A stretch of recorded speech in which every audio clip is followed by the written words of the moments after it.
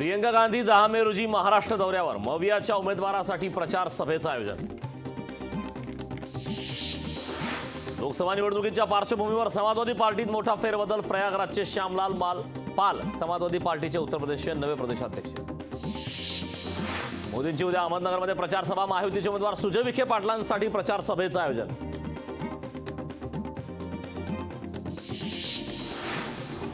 भाजपचे 40 मित्रपक्ष, काही राज्यात ठरतायत डोकेदुखी, मित्रपक्षांमुळे 400 जागांवर विजय मिळणार का यावर शंका, भाजपने अबकी बार 400 पारची घोषणा ठेवली बाजूला। सरकार चालवला पैसा नसल्यानं मोदींनी सरकारी कंपन्या विकल्या, प्रकाश आंबेडकर यांची पंतप्रधान नरेंद्र मोदी यांच्यावर घणाघाती टीका। भाजप आणि फडणवीसांना विकासाच्या मुद्द्यावर निवडणूक लढवता येत नाही, त्यामुळेच ते पक्ष फोडतायत, सुषमा अंधारेंचा भाजपवर हल्लाबोल। धाराशिव निवडणूक विभाग ॲक्शन मोडवर, कोणताही अनुचित प्रकार घडू नये यासाठी जिल्ह्याच्या सीमांवर वाहनांवर प्रशासनाची करडी नजर।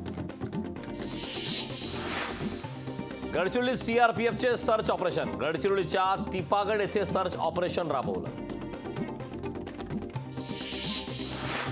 नीट पीजी प्रवेश परीक्षेच्या रचनेत बदल, नीट पीजी प्रवेश परीक्षा आता विभागनीय होणार, ऐनवेळी रचनेत बदल केल्याने विद्यार्थी नाराज। राज्यभरात कमाल तापमान वाढलं, विदर्भ आणि मराठवाड्यात उष्णतेच्या लाटेचा अंदाज, मुंबईत मात्र उकाळा कायम।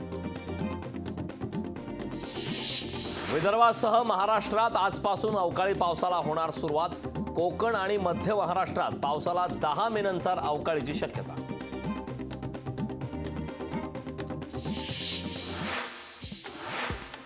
शहीद हेमंत करकर यांवर पिस्तुलातून गोळ्या कोणी झाडल्या, माजी आयपीएस अधिकारी शमशुद्दीन मुश्रीफ यांचा सवाल, उज्ज्वल निकमांनी कोर्टापासून माहिती लपवल्याचा आरोप।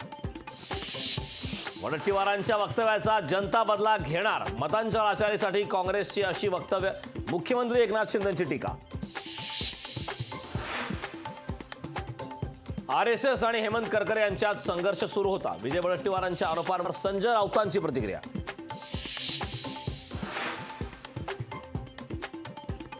बारामतीच्या 153 मतदान केंद्रावर इन कॅमेरा मतदान घ्या, सुप्रिया सुळेंची निवडणूक आयोगाकडे मागणी।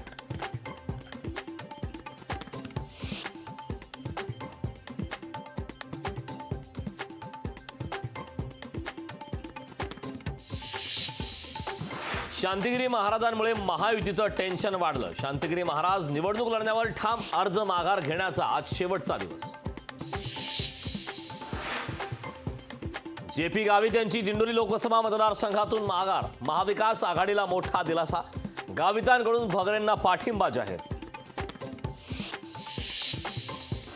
नसीम खान यांचा प्रचार समितीचा राजीनामा मागे, दखल घेतल्यामुळे राजीनामा मागे घेतोय नसीम खान यांचं स्पष्टीकरण। कल्याणमधून रमेश जाधवांची लोकसभेच्या रिंगणातून माघार, तर नाशिकमधून विजय करंजकर यांनी अर्ज घेतला मागे।